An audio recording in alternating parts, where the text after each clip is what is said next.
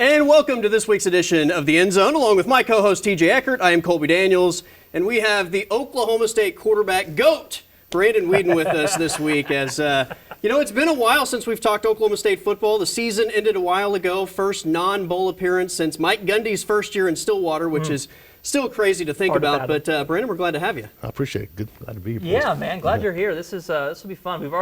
We've talked for a long time off air about golf. I don't know how much golf we'll talk during the show. I don't know if people at home want to hear about it, but we've been talking golf for almost an hour now. Yeah. That's all we got going. Golf. Yeah, we can do that all day long. Well, we might have to bring up a golf question a little bit later. Perhaps. We do have moving the chains later in the show, but we got to kick things off with this Oklahoma State football season and just your perspective on everything that happened, because this was a year where Oklahoma and Texas leave the Big 12. It was kind of an open driver's seat, right, for somebody to jump in and take control of the wheel of maybe the dominant force in Big 12 football. With so many returning starters, Oklahoma State seemed like they were the favorite to potentially do that. And what a wild season that no one could have predicted. Yeah, I think that's the frustrating part is they were in the driver's seat to kind of take reign of the Big 12 going forward, with OU and Texas leaving. And so I think there was a lot of hype, a lot of expectations. And I'll be honest, I did not see it playing out that way. I mean, it was really kind of ugly from the start. I mean, they just really couldn't find the rhythm and identity on offense. Defense really scuffled. Had some injuries that obviously played into that a little bit. But, just a very un-Mike Gundy type year for Oklahoma State. And, hopefully it's just a blimp in the radar. We can move on and move on to bigger and better things. But yeah, it was a rough year. I mean, as a former player, you're watching, you're stressing out, you're kind of pulling your teeth out, like, hopefully they can right the ship and turn this thing around. It just never happened. We were saying every week, like, this is the week, right? This is the week that maybe they'll get things headed in the right direction. And it just never, to your point, the offense kind of scuffling around early on. They didn't have an identity, which is a great point. Once Ollie Gordon couldn't get going, teams kind of zeroed in on that's the guy we got to stop. It was almost as if there wasn't what's plan B or how do we counter now what defenses are doing to us? And they never really seemed to find an answer for that. And I think that's a big piece of it, right? You got the best running back coming off the previous year in the country. So you're thinking he can kind of get things started. When things aren't going great, you can turn around and hand it to him. He can kind of get things going. Right? And that just wasn't the case. And, I wouldn't say it's 100% his fault. I mean, they had a hard time up front. Offensive line really struggled. Which was a little bit disappointing with all the guys they had coming back.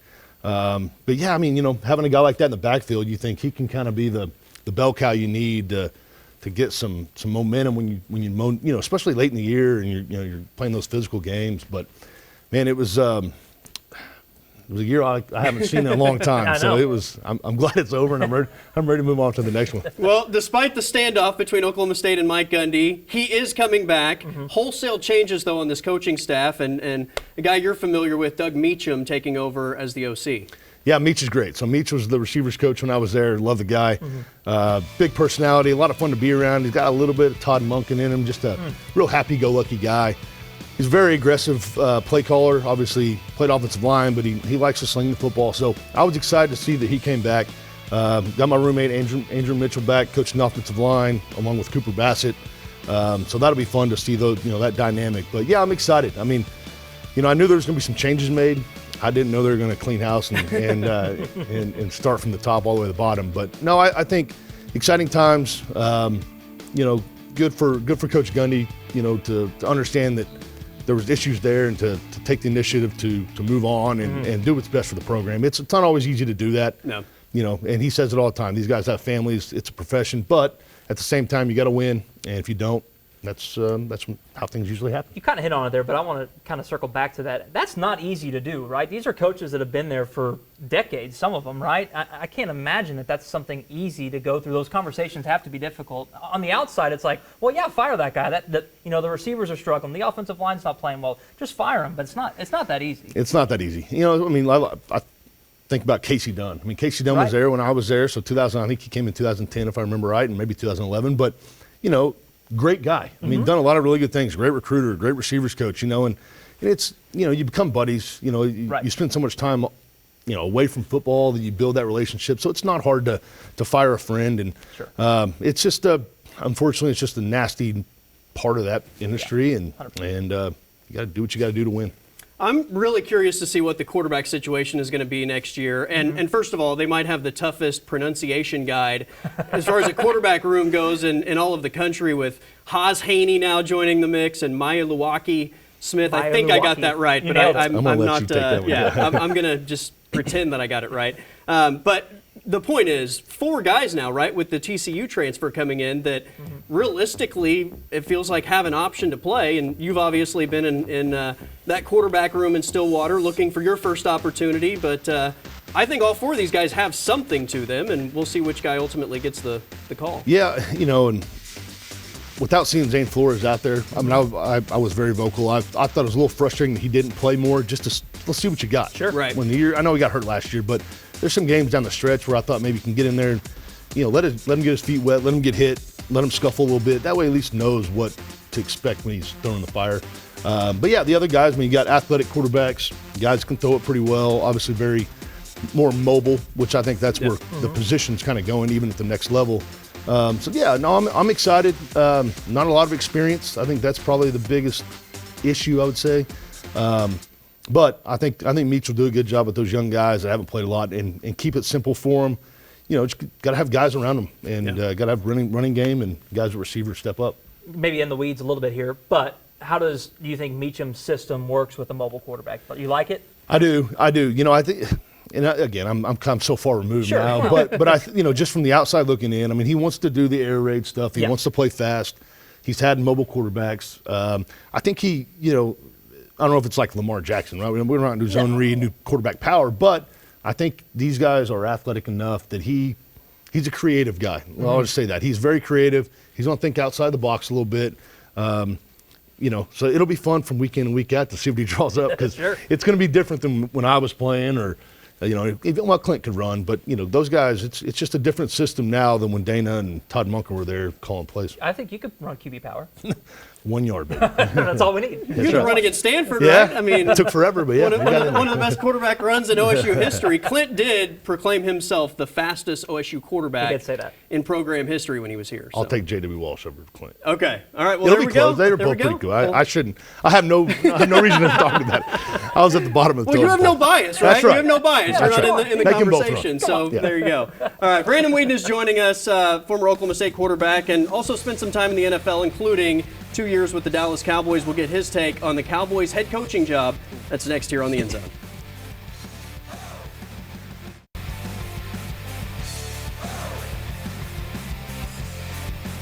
All right, welcome back. Brandon Weeden is our guest this week on the End Zone, and we've got to talk about something that you have very good knowledge on, and that's the Dallas Cowboys. You were there, 2014 and 2015, Correct. Yep. if my memory serves. They are making a coaching change, and they've been criticized this week for the way they've handled the entire situation.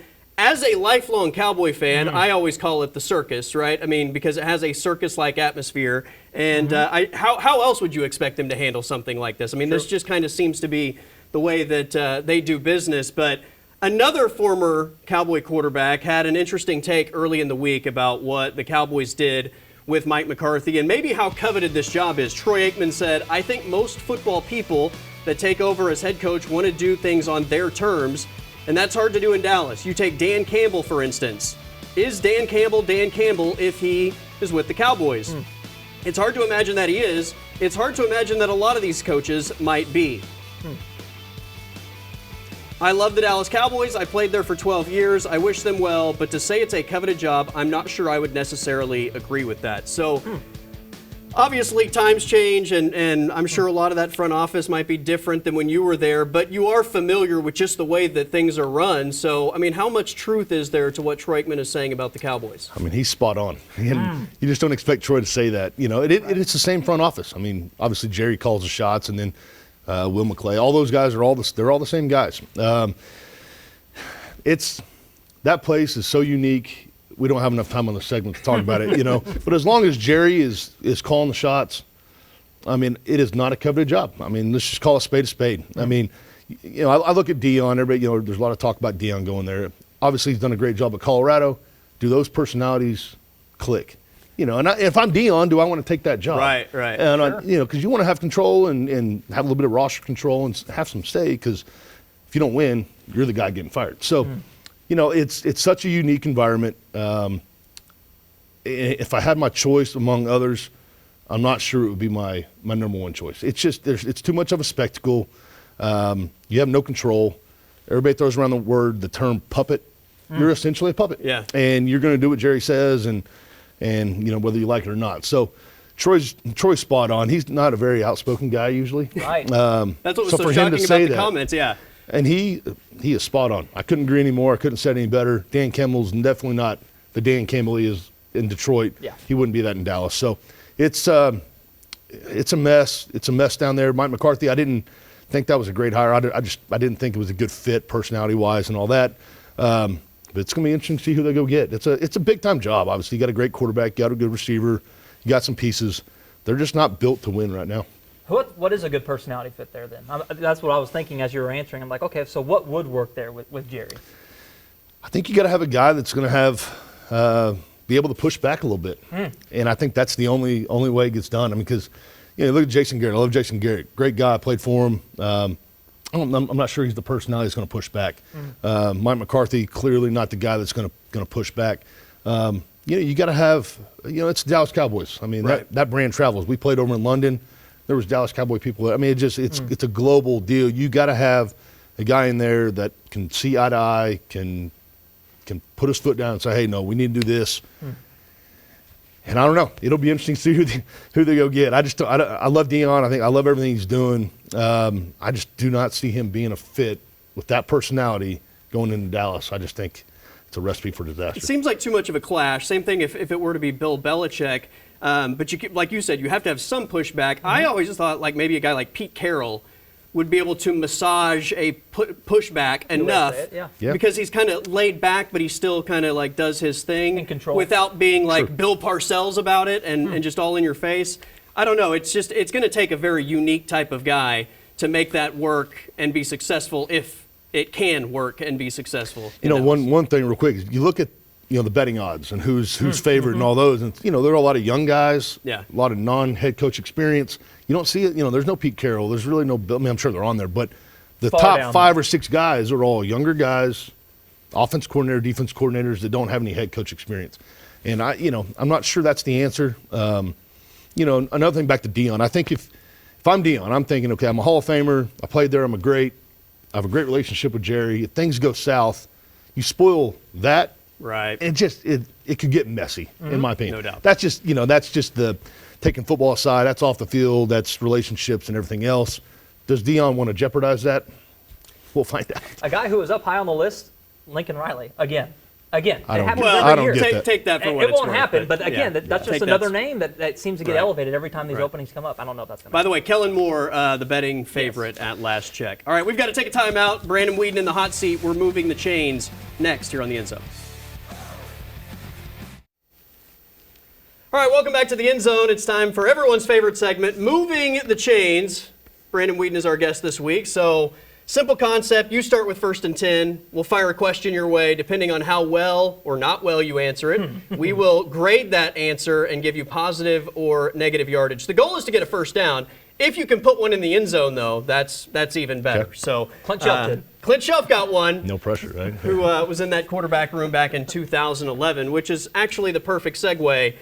2011, Iowa State, was the field goal good? Was Quinn Sharp's kick good on that night in Ames, Iowa? 100%. Yes. From my angle, from the TV angle, to me it looked good. That's what happens when you're on the road and you make it that close. But yes, it looked good. I thought it was good, so I'll give you 5 yards. Okay, Not a field goal or a touchdown, but I thought it was good too. No points on the board, but our opinions match, so good gain on first down.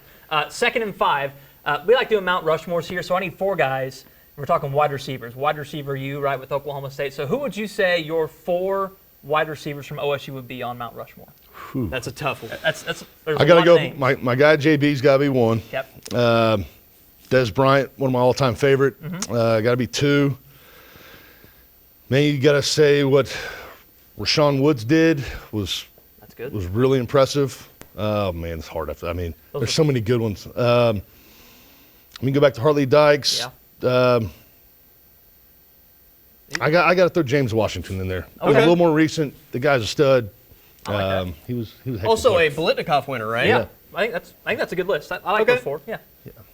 You threw Brennan Presley on yours earlier in the season, right? I did, but I'm biased, being a Bixby guy. But Well, he had a great. he's one of my all-time favorite Yeah, players to watch. great It career. openly. I love Great watching him. career. I mean, Tylan Wallace was Yeah. sensational. So many I mean, names. they've had, as far as just high-end college man. performances, I mean, they've been as good as nearly anybody in college football over the last couple decades. So, How do you do? What we give him? let's give him a first down. Okay, good. Yeah, let's Good give start. him Good start. Love it. chunk play. Moving We the chains. already got a first What down. yard line am I on here? We're, We in the red we're zone? working for more. Might take a shot. All right, this can really be whether it's something on the field, Okay. something off the field with teammates or coaches.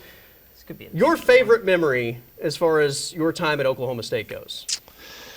just one. Wow. Oh man, this is. I get this question a lot. For me, it was celebrating on the field after we beat OU the way we beat them in Stillwater to win a Big 12 championship. I mean, you couldn't even feel your body. I mean, I had to put my helmet back so on because I was cold. getting hit in the head. It was freezing It that was night. so cold. But you didn't feel you couldn't tell. It was. Right. I ended up running my wife. Somehow we met. Somehow it was pretty cool. And yeah, that was. I would say that was. I mean, one, to beat Oklahoma the way we did, to win the first Big 12 championship in school history. Yeah. That's hard to top that one. That's a good one. That's a good one. So we'll give you a first down, and we'll say you're in the red zone. All right, perfect. So this Let's take a is shot. 2 first downs. So All this, right. so this one's gonna be hard because it's a golf question. So we're gonna be able to. But I need to see if Colby's able to get a good yardage. Well, I was based on actually golf. going to say me to you do- might want Okay, that's to fine. I'll do it. want to grade this I one will. just because you're probably I will. more knowledgeable on what this answer could Well, be. this is a tough one. You played a lot of golf around the state. Give me the most underrated golf course in our state. Underrated. Underrated. Yeah. So Southern Hills is the best golf course in the state, probably. So that's not a good answer. Yeah. Underrated, right? Yeah, and I've been at Oak Tree National forever now. Yeah. I love that place. Yep. Underrated golf course. Yeah. Yeah. Ooh. One that's like, oh, people really haven't know much about that one, right? I tell you, Public or private too. Okay. I don't know if that helps or hurts. I mean, we were talking about it earlier. I think the Patriot, just experience from the Really time good. you enter the gates. Yep. You know, the food, the atmosphere, the service, the Yep. amenities. The Patriot is really, really good. A lot of people from the city haven't been up there and played it. You don't really feel like you're in Oklahoma. It's just Great point. it's a great place. I'd put it up there on the short list for sure. Okay, because I love the Patriot. I'll give you a touchdown. I love it. All right, all right. We are in the end zone with Brandon Weeden. Great answer. Punch one in. That's good. Twin Hills is underrated for me. That was going to be my second one. It's a really good one. So Yeah. I like. We did good there. We scored. All right, there we got go. A there. couple of Come on. first downs and the touchdown. touchdown. So Love I it. don't think that's ever been done, right? We've I don't had some think so. chunk play touchdowns, Yes. but never first down touchdowns. Better So, than Clint Shelf. You hear that, Clint? Yeah. There you go. There you go. Brandon Weeden doing it again here on the End Zone. All right, let's talk about this national championship matchup to wrap up this edition of the End Zone next. All right, it is finally time for college football's national championship on Monday night. We have an awesome matchup, two of the most historic programs in college football history, Ohio State and Notre Dame. I'll just say before we talk about the matchup, it's been a lot of fun actually watching two teams earn their right to play for Sure. this thing, right? And not just be gifted like a red carpet. I mean, these teams had to win 3 games each to punch their ticket to this championship game. But in terms of the matchup, I love what Notre Dame has done this postseason. I'm a little worried if the injuries may be too much Sure. at this stage, but nobody can argue that Ohio State is playing the best football in the country down the stretch. Yeah, I mean, I would agree. I mean, Marcus Freeman is turning into one of my favorite college coaches. I mean, the Definitely. way he does it, Definitely. the way he handles it, post-game, pre-game, he does all the right things. Obviously, his guys love playing for him. He's, he's what you want your kid to go play for, right? And Yeah, he's just, great point. he means, those kids mean a lot to him. Great football team. I just think they're running into a buzzsaw. I think Ohio State across the board is just too fast, too physical, a little bit too athletic. I'm kind of surprised Will Howard is doing what he's doing up there. I didn't see that coming. I mean, Joe Montana? Yeah, right. I didn't think that he did, but he's got studs all around him. So I do see see Ohio State winning this football game, but I think it's going to be a knockdown, drag out. Two really good defenses and physical football game. Imagine telling somebody 2 years ago that it'd be Will Howard versus Riley Leonard for a national right. championship. Hard to believe. Ohio State is a perfect example in this new playoff format of finding a way to get hot in the postseason and then just riding it, right? I mean, they got dominated by Michigan, like physically dominated. That's right. Michigan was the more physical team in that game, outplayed them for sure, and then now it, woke them up. A switch flipped, and now they're playing for a national title. Pretty crazy to see. Yeah, I mean, and flip the coin. You go back, maybe the worst loss in college football. Oh, You have yeah. Notre Dame losing to Northern Illinois, That's and right. they, they right the ship and they get their way there. That's why I do like this playoff. You know, you get in, And then it's, who's playing Right. the best football late in the year. So Right. it's going to be a great matchup. I'm excited to watch it. It sucks that the college football is almost over. I know. But I do think two really good football teams that want to hit you in the mouth and play good defense. Hopefully Notre Dame can shorten it, and at least we have an exciting game No to doubt. wrap up the college football season. Thanks to Brandon WEEDEN for joining us, along with TJ Eckert. I'm Colby Daniels. Everybody have a great weekend, and we're back next week.